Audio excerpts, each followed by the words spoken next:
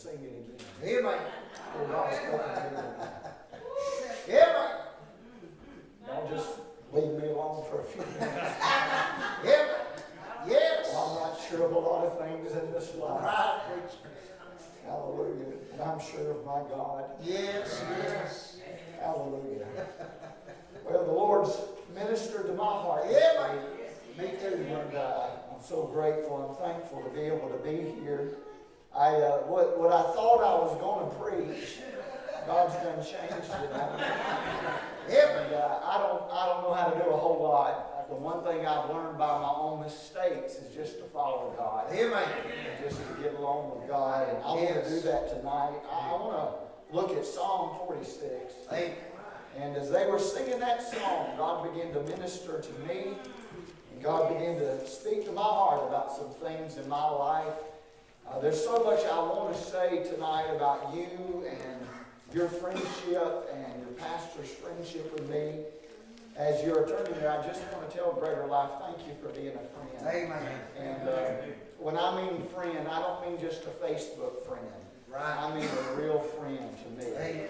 And there's not a lot of places I go where I can say I really feel the way I feel when I come into this place. And I want to tell you, I love you.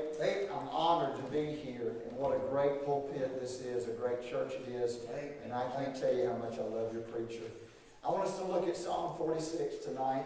I want to concentrate on just one verse. I want to read all 11 verses. But I want to concentrate on just one. Now, I don't have my notes with me. I don't have a strong outline. But I just want to get where God's at tonight. Amen. God would help us. In verse number 1, the Bible says, God is our refuge. Yes. Well, glory. Amen. God is our Yes. refuge and strength, a very present help. Well, bless His name. Therefore will not we fear, though the earth be removed. Amen. Though the mountains be carried into the midst of the Yes. sea. Though the waters thereof roar and be troubled, though the mountains shake with the swelling thereof, Selah. There is a river, the streams whereof shall make glad the city of God, the holy place of the tabernacles of the Most High. God is in the midst of her. She shall not be moved. God shall help her, and that right early. The heathen raged, the kingdoms were moved. He uttered his voice, the earth melted.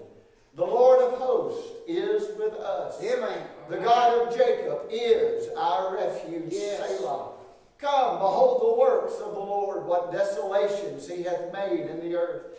He maketh wars to cease unto the end of the earth. He breaketh the bow. He cutteth the spear sunder. He burneth the chariot in the fire. Be still. Yes. And know that I am God. I will be exalted among the heathen. I will be exalted in the earth. The Lord of hosts is with us. The God of Jacob is our refuge. Selah. Amen. Now I want you to look at verse number 1. This is just on my heart, where the psalmist says, God is our refuge. Yes. And tonight, I want to speak just for a few minutes on where can I go but to the Lord. Amen.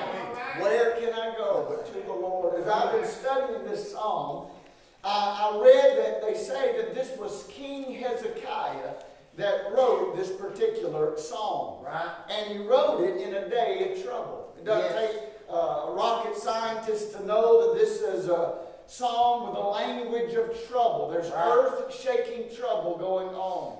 There's sea-raging trouble going on. There's heathen raging trouble going on. There's war-raging trouble going on. And Hezekiah understands that trouble. They say that he writes that in the context of the Assyrian Empire about to come and destroy the nation of Israel, the people of God. Now, as a king, he understands something. If Assyria comes, they are going to take the people of God and they're going to take them into captivity into Assyria.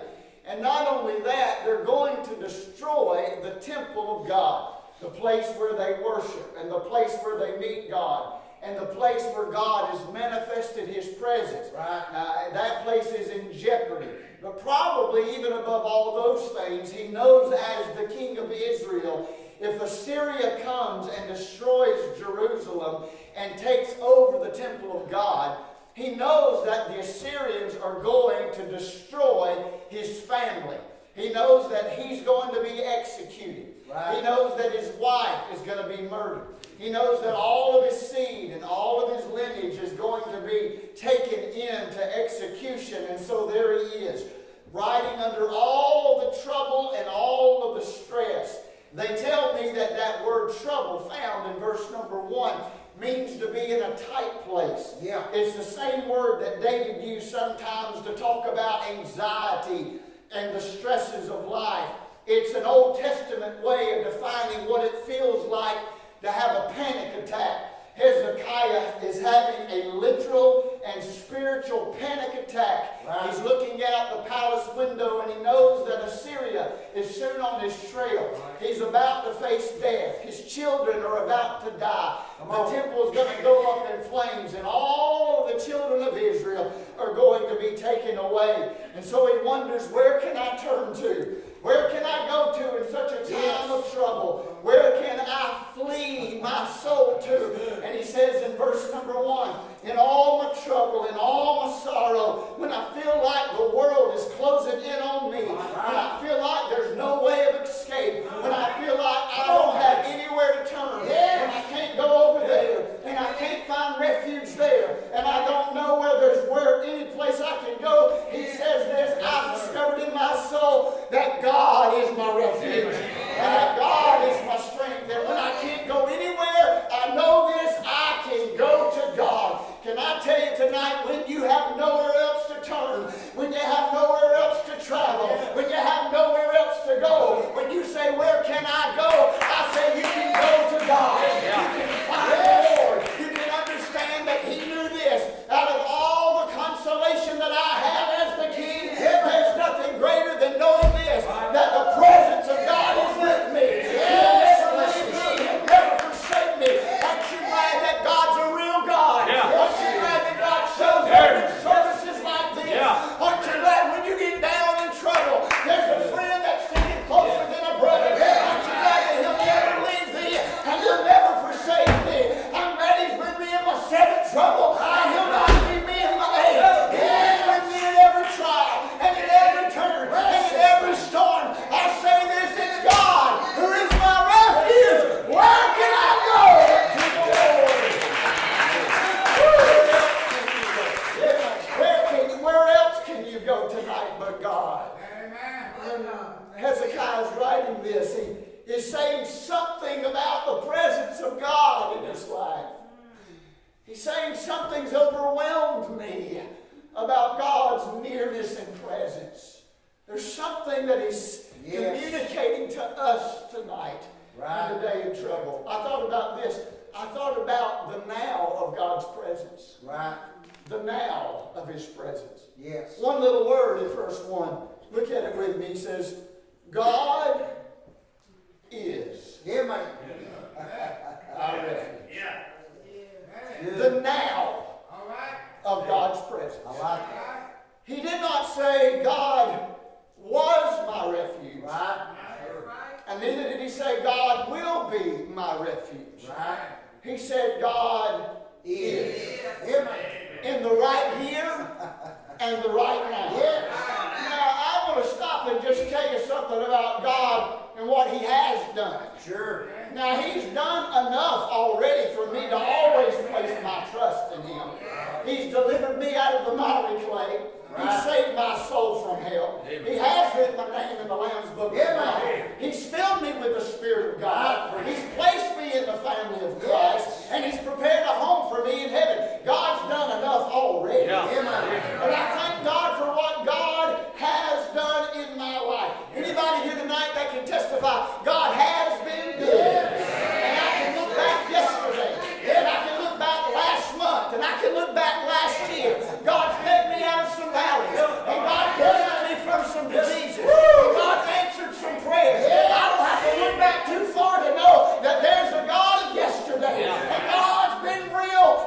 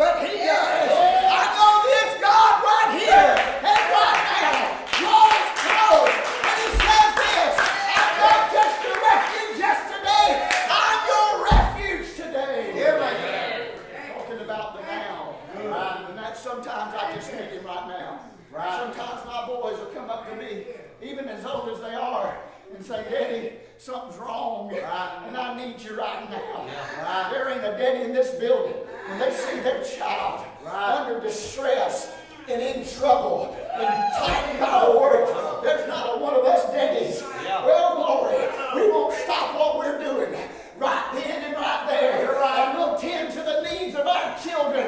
How is it then, if we who know evil know to do good to our children, how much more if you have a heavenly Father that'll stop heaven and earth and minister to your needs right here and right now? Good. The now of His presence. Then I thought about this, the nature of His presence. The nature of His presence. Right in verse number 1, God is. Now, those two words are enough to get me down the road tonight. That's right. God is. Somebody say God is. God is. God is. Right now. The now of His presence. But then notice the nature of His presence. Notice how He described it. God is our refuge. Our refuge. Now anybody that was a Hebrew reading that and listening to him say that would know what that means in connotation. Maybe tonight me and you wouldn't immediately respond in that word the way they would respond.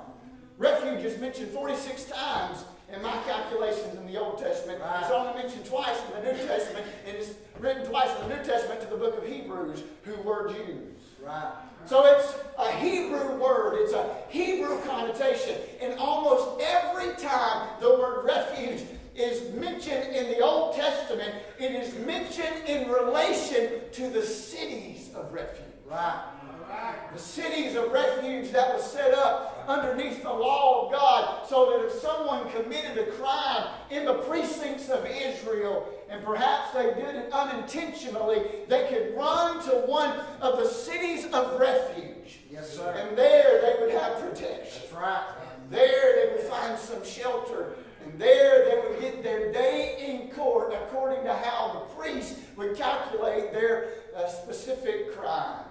They knew that if they could just get to Shechem, or if they could get to Hebron, or if they could get to Bezor. I think there's 7 cities of refuge in the Old Testament. So you understand what Hezekiah is saying when he says, God is my refuge. He's saying right now, I see the Assyrians coming, and there's no way I've got enough time to get to Hebron. There's no way I can find enough horses to travel with me to get to Bezor. I can't get down there to Geshem. There's no way, because if I try to run and find refuge in those places, they're going to capture me before I gain entrance. But he says this, hallelujah. When I can't find my refuge in a city, I'll find it in a Savior. He says it's God who is my refuge. And this kind of refuge is this. It's not the kind of refuge, hallelujah, that you can see with the eye. It's much greater than that. He's in essence saying, when I can't run there, I can run to Him. And I tell you something, sometimes you just need to run to God. You just need to go to God. You just need to find a God. Get some shelter underneath His wings. Find the peace in His presence, and know this, that it's God who is our refuge. And then I saw there's not just the now of His presence and the nature of His presence. But notice this. Notice the nearness of it. The very present help in trouble. God is. That's the now. Our refuge. That's the nature. But a very present help is the nearness. I love that. A very present help in trouble. How many knows this to be true?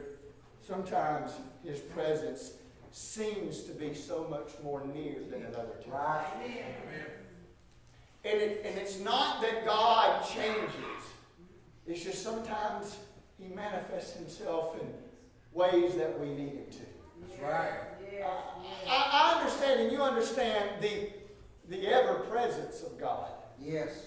That theological idea that God is omnipresent, or He's at every place at any given time. Do you know you can't go anywhere where God's not already at? That's right.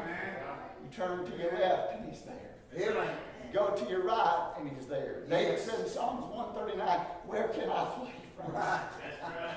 Where can I go from his presence? If I take up the wings of the morning and am cast into the uttermost parts of the sea, behold, thou art with me. Right. He says, if I make my bed in hell, behold, thou art there. Every step that I take, it's in conjunction with the presence of God. I can't get away from the ever-presence of God. Right. But there's something somewhat different in our life from the ever-presence to the very presence. Right. Ever-presence, we believe that theologically. He's ever-present. But sometimes you need him to be very present. Right. And the children of Israel were in Babylonian captivity.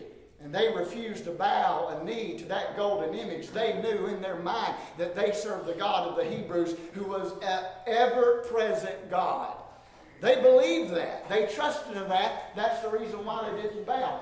But can I tell you, when they got thrown into the fire, that's when it needed to move from an ever-present to a... Well, glory. It was so very that the Bible says even though King Nebuchadnezzar looked in and said, didn't we throw 3 in the fire? They said, oh yes, King, 3, that's good math. He says, well, I'm counting 4, and the 4th one is likened to the Son of God. It's one thing to know about the ever-presence of God. It's one thing to experience the very presence. I think about old Daniel when he got down into that lion's den. He knew that God was everywhere, but there was something that he needed when he got in the tight place, when he got in trouble. He knew that God was an ever-present God, but right there in that moment he needed him to be a very present God. Moses, he got so discouraged, he was ready to quit on the top of that mountain. He done experienced the presence of God at the bush, but when he got at Mount Sinai, he says, I need you to be a very present help in the time of trouble. Oh, Mary and Martha, they knew that Jesus was an ever-present God. They understood that, but when they put their brother in the grave and they thought that Jesus was 4 days late, here he comes by the graveside. He's not just an ever-present God. He's a very present God. And I tell you what God's doing tonight at Greater Life Baptist Church. We came into this place knowing, hey, you're an ever-present God. I don't know about you, but I feel him as a very present God. I feel that he's here. I feel that he's now. I feel that he's moving. I feel that he's around. I feel that he's my comfort. I feel that he's my strength. I feel like trouble's abounding, but when trouble's abounding, God is our refuge. God is our refuge. God is our refuge. A very present help. Yes, in the time of trouble. I feel him, don't you? Amen. Say, preacher, you can't feel God. My honey, you can't feel God. If I can't feel him, why am I so red-faced right now? Woo! I can feel his presence. Right. I can feel him tonight. Amen. Over and over, God is our refuge. Me too. God is in the midst of her. Yes, he is. Be still and know that I am God. Right. Moses says, what's your name? If I go and tell them that you've sent for them out of Egypt, what's your name? And he said, yes, tell them, I am that I am. Right? He didn't say I was what I was, or I will be what I will be. He says, right here, right now, I am what I am. Amen. Well, I need it, don't you? Let me ask you to stand to our feet tonight. Yes. Let me ask you something. Where else could you go? Oh, yes. Amen. Yes. You think we're gonna run to Washington? No. We're gonna run out to Hollywood and see if the entertainers can fix us up. Right. Some of us have ran to doctor after doctor. I met with a man today. He's met with counselor after counselor after counselor. I've talked with people in my church over the last few months. That's went to this one and that one and that one. They've tried that. And then someplace in their heart they just realize, I got to go to God. Yeah. got to go to God. Where else can we go? But Jonathan's going to finish the service. I wonder if we just run to Jesus. Amen.